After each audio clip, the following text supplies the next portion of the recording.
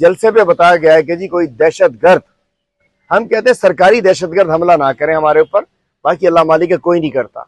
आज जो ये वजह लेकर आए हैं, हमने 3 महीने से जलसे की इजाजत मांग रहे हैं।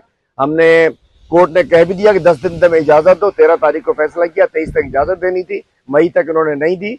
हमने कंटेम्प्ट ऑफ कोर्ट लगाया। आज भी आगे के जी पीटीआई की लीडरशिप आ रही है, उनके ऊपर दहशतगर्दी का खतरा है। हम पे कोई, मैं नहीं समझता कि इस वक्त तो पूरी कौम इमरान खान के साथ खड़ी है, कोई हमें खतरा नहीं है, हमें सरकारी दहशतगर्दों से खतरा है। बता दो भाई, अगर खुद को हराना है तो पहले बता दो। मैं कहना चाहता हूँ बड़ी अफसोसनाक सूरत हाल है। जलसा करना हमारा हक है, हमें अपना आईनी हक है हमारा जलसा करना, रैली करना, बात करना। लेकिन इस वक्त लगता है पाकिस्तान में सिविलियन डिक्टेटरशिप है और सिंध में तो तय हो गया है कि भुट्टो की नहीं ज़ियाउल की बाकियात है। जो हम अपने सूबे की अगर बात करें तो ना हमें जलसा करने दिया जाता है, ना रैली करने दी जाती है। हम कहीं कन्वेंशन करते हैं, उसको सील कर दिया जाता है। एक खौफ है। पीटीआई एक हकीकत है। और मैं कहना चाहता हूं कि जो कल हमने देख लिया कि यहाँ 8 फरवरी को हुआ, नफरत, 2 नंबरी, जालसाजी, मैनेजमेंट, वो हार गई। गुज़िश्ता रोज नफरत और ये उनकी वहां की इस्टेब्लिशमेंट इंडिया की और सारी चीजों में मिल मिला के जो मोदी को सवार करना चाह रहे थे, मोदी भी हार गया। और मुझे लग रहा है दादा अब्बा हुजूर जो है इनके, नवाज शरीफ के अब्बा हुजूर तो मोदी साहब चले गए, दादा अब्बा जो बाइडेन भी चला जाएगा।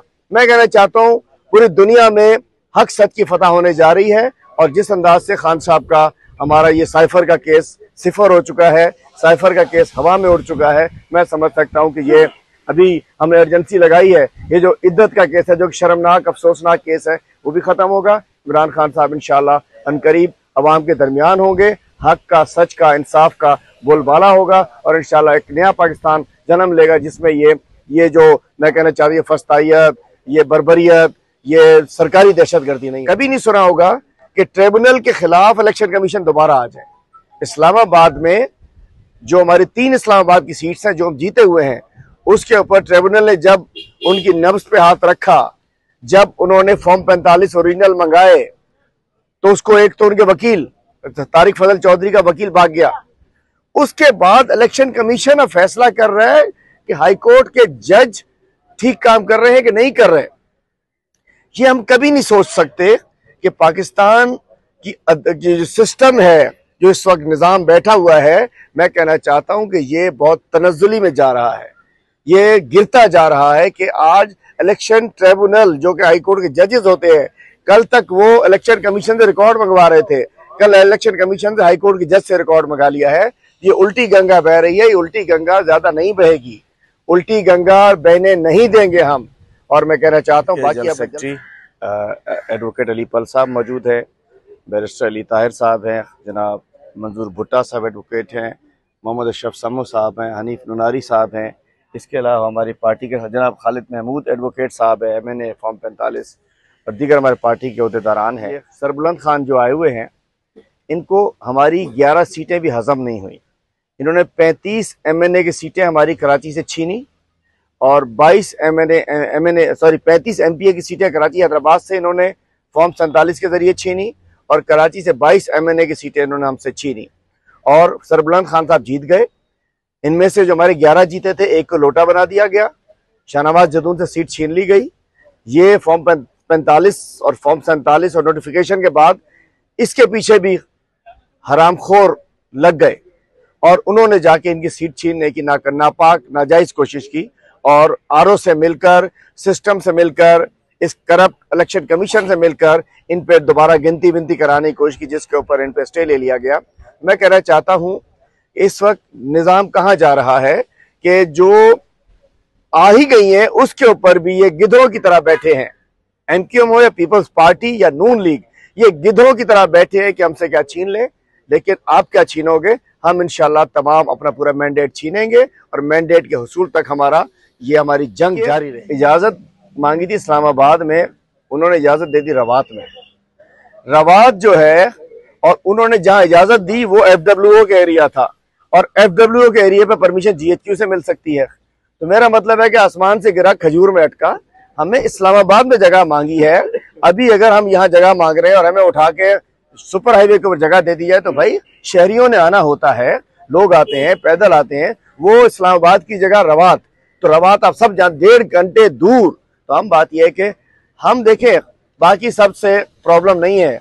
इमरान खान एक हकीकत है, इमरान खान से खौफजदा है, इसलिए हमें परमिशन, हमने बगैर परमिशन के हमें कन्वेंशन नहीं करने देते, बगैर परमिशन के हमें रैली नहीं करने देते, बगैर परमिशन के हमें गाड़ी पे खड़ा होने नहीं देते।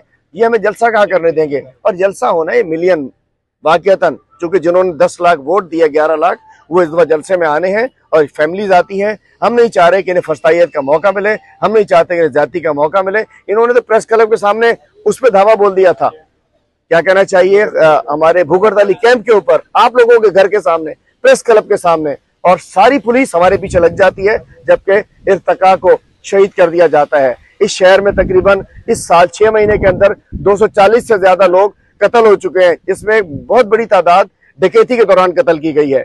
और ये छीनते भी हैं, मारते भी हैं।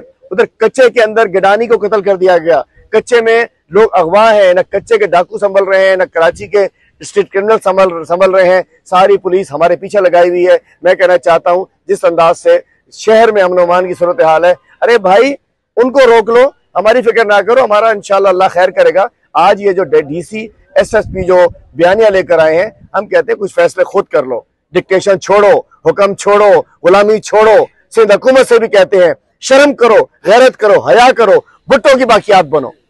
आज सिंध में तहरीक इंसाफ को सियासी एक्टिविटी की इजाजत नहीं है, तो पीपल्स पार्टी के सियासी जमात है।